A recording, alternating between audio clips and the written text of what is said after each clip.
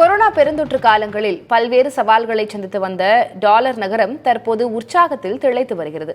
என்ன காரணம் பார்க்கலாம்.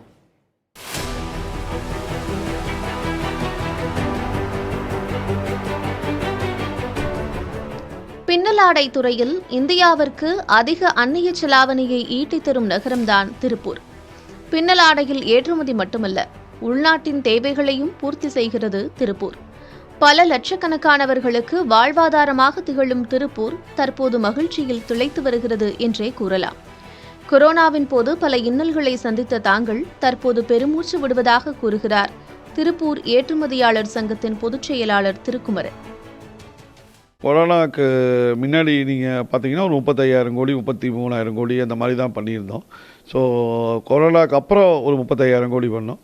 அதை இலக்க இப்போ கண்டிப்பாக நாங்கள் அதை கிராஸ் பண்ணிடுவோங்கிறதுல எந்த விதமான ஐயப்பாடும் இல்லை.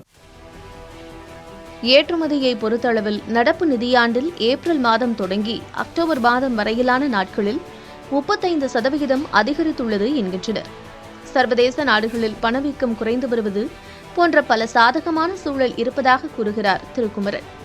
இருப்பினும் போர் பதற்றங்கள் காரணமாக சரக்கு போக்குவரத்து கட்டணம் அதிகரித்துள்ளது என்றும் அவர் தெரிவித்துள்ளார். இஸ்ரேல் ஹமாஸ் வார் இந்த மெயினாக அதுக்காக இந்த கண்டெய்னர் சுற்றி போகுது.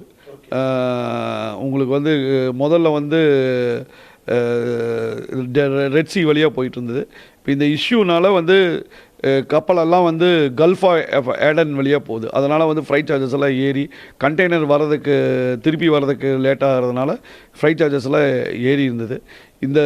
இப்போ அமெரிக்கா ஆட்சி மாற்றத்தினால ஏதாவது இதை ஒரு சாதகமான சூழ்நிலை உருவாகி போர் நிறுத்தி அது வரும்னு ரொம்ப நம்பிக்கையோடு இருக்கும்.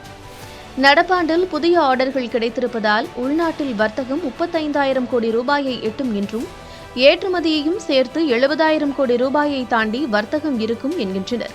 இதுவே டாலர் நகரம் மகிழ்ச்சியுடன் இருக்க காரணமாக உள்ளது. புதிய தலைமுறைக்காக திருப்பூரிலிருந்து செய்தியாளர் சுரேஷ்.